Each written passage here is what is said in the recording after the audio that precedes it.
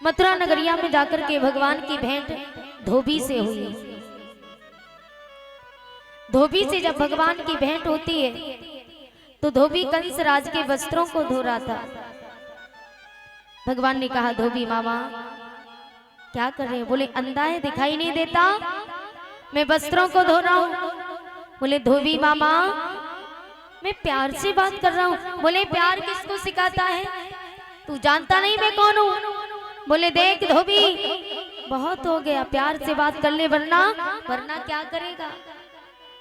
दाऊ भैया ने कहा, इतनी बदतमीजी से बात कर रहा है? भगवान ने कहा, मैं सीधी साधी बात कहूं तू उल्टा सीधा कहता है।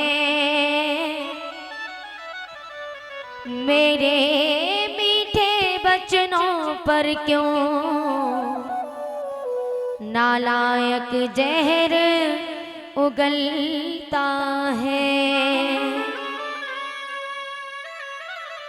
आज भगवान धोबी को बड़े प्यार से समझाते हैं, लेकिन धोबी भगवान को गालियां देने लगा।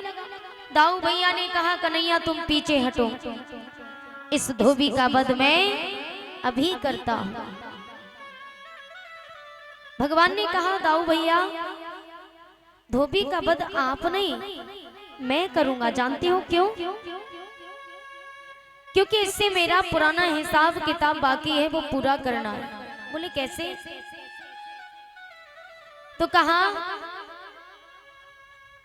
कि पिछले जन्म में याद करो दाऊ भैया, जब त्रेता युग था, त्रेता युग में मैं राम था, आप लक्ष्मण थे। उस समय कोई और नहीं बल्कि यही धोबी था।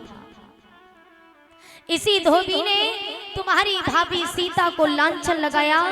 उस समय तुम्हारी भाभी सीता का गर्भ धारण था, लेकिन इसी धोबी ने लांछन लगाया। लेकिन मैंने उस समय इसे दंड नहीं दे पाया।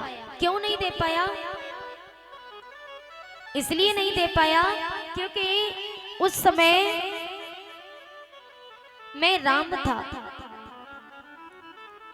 मर्यादा में था। भगवान को कहते हैं मर्यादा पुरुषोत्तम भगवान श्री राम। तो भगवान ने कहा कि यदि उस समय मैं धोबी को दंड देता तो पूरी प्रजा कहती है कि राम ने राजा होने का फायदा उठाया, अपनी पत्नी को बख्श दिया। इनमें से यदि हम किसी की पत्नी होती तो दंड देते, लेकिन अपनी पत्नी की जब बात आई तो अपनी पत्नी को घर में बिठा लिया। ये समाज कहता है। इस समाज के डर से भगवान श्री राम ने धोबी को दंड नहीं दिया। तो भगवान श्री राम कहते हैं, उस समय तुम्हारी भाभी सीता का गर्भ धारण था।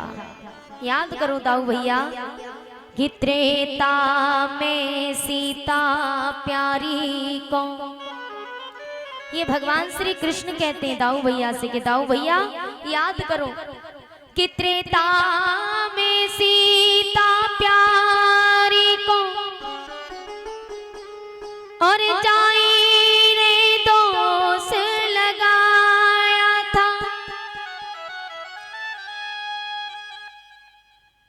गर्भावती में लक्ष्मण भैया,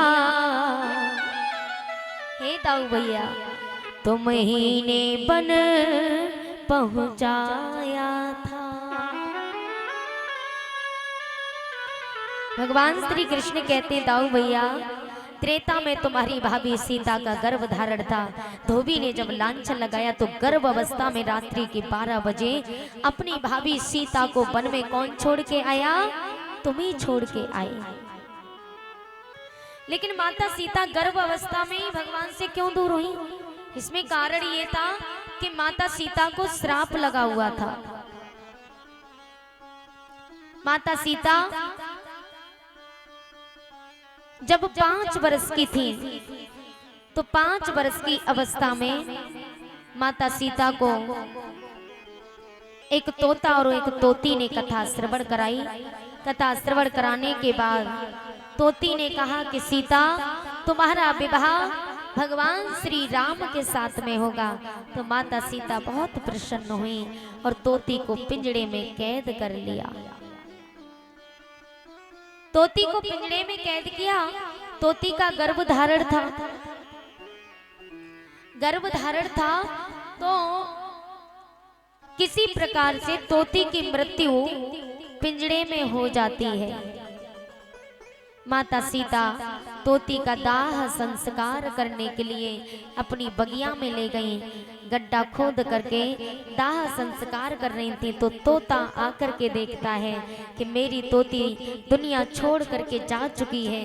तो तोता की आंखों में आंसू भर आए और उसने रोते हुए सीता मैया को श्राप दे दिया कि हे सीता, तुम्हारे कारण मेरी पत्नी गर्भ अवस्था में मुझसे दूर हुई, इसलिए मैं भी तुम्हें श्राप देता हूं कि तुम भी गर्भ अवस्था में अपने पति से दूर हो जाओगे।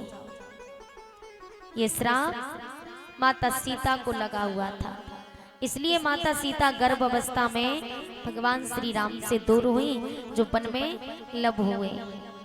और कुछ तो थे, कुछ माता सीता के गर्भ से पैदा नहीं हुए थे, उन्हें तो बनाया गया था।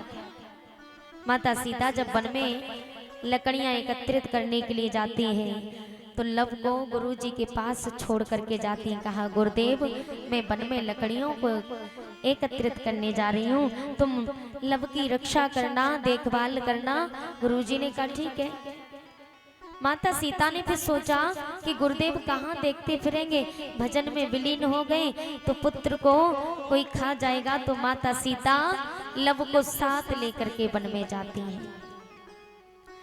गुरुजी ने देखा कि सीता ने कहा था कि लब की रक्षा करना, लेकिन न जाने वो बालक कहाँ गया, मुझे तो लगता है कोई जानवर खा गया। तो गुरुदेव ने डर के मारे जो कूड़ा करकट पड़ा हुआ था उसको इकट्ठा करके, जैसे कूस वगैरह कहते हैं, कूस, उसको इकट्ठा करके और बालक को बनाया और उसमें जान डाल दी। माता सीता जब लौट करके आई, देखा कि माता सीता के पास तो बालक है। गुरुदेव ने देखा कि लगता है कि सीता अपने साथ लेके गई, मैं तो खाम खाम में डर गया। तब उस बालक का नाम कुश रखा, क्योंकि वो कूसा से ही बनाया था, जो कूड़ा करकट होता है, कुश वगैरह, उसको इकट्ठा करके बनाया, इसलिए उसका नाम कुश रखा। बोले गोविंद भगवान की। भगवान श्री कृष्ण ने कहा, दाऊ भैया, ये वही धोबी है, अब द्वापर आ चुका है, इसका वध आप नहीं मैं करूंगा, आप पीछे हटिए। उसी समय भगवान श्री कृष्ण आगे बढ़े और जाकर के धोबी के तमाचा दिया कि आगे बढ़ के नाथ ने दयो तमाचा की, आगे बढ़ के नाथ ने दयो तमाचा की। लौट गया फिर भूमि पर, गयो अमर तुर नीच रे भैया, गयो अमर तुर नीच।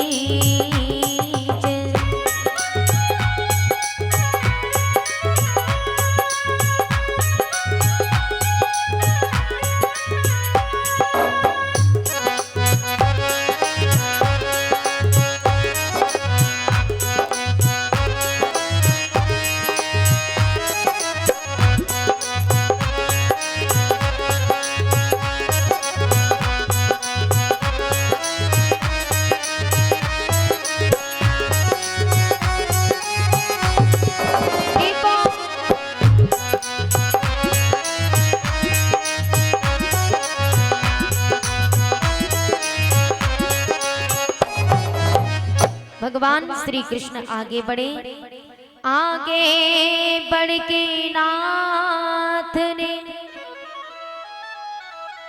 दयो तमाचा खींच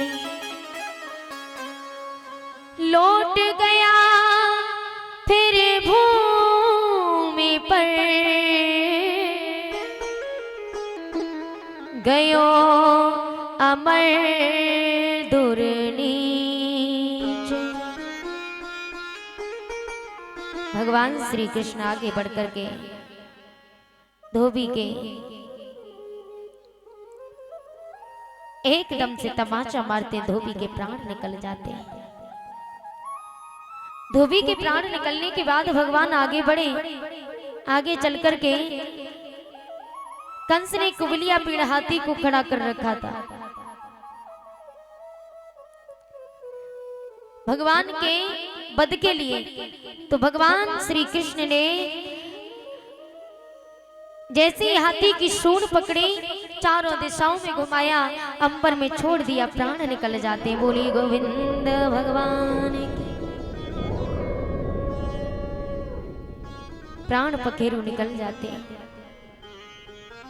आगे बढ़े, मुष्टिक और चाणूर मिलते हैं। भगवान ने मुष्टिक चाणूर का वध किया। अंत में जाकर के भोजराज कंस के पास में पहुंचे तो जाकर के भगवान श्री कृष्ण ने कंस के केसों को पकड़ा और जमीन पर डाल लिया। जमीन पर डाल करके भगवान श्री कृष्ण कहने लगे, मामा तूने बहुत पाप कर लिया, लेकिन अब हम तुझे जिंदा नहीं छोड़ेंगे।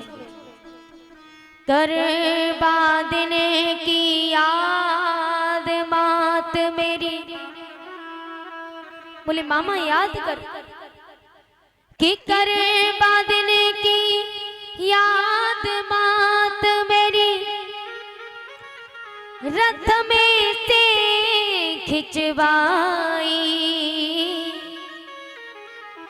केस पकड़ के मात देव की तेने नीचे नहीं गिराई।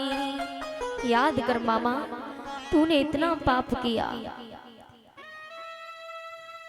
कि एक एक दिना मामा मेरे हवा तुमको रहे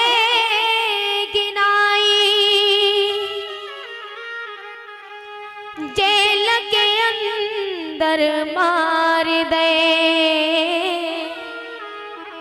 तेने छेऊ मेरे भाई।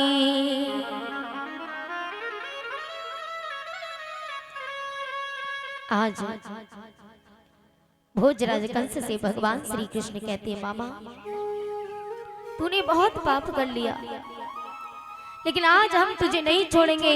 भगवान ने एक एक बात स्मरण करवाई। उसी समय भगवान ने उसके सीने में घूंसे मारना प्रारंभ कर दिया।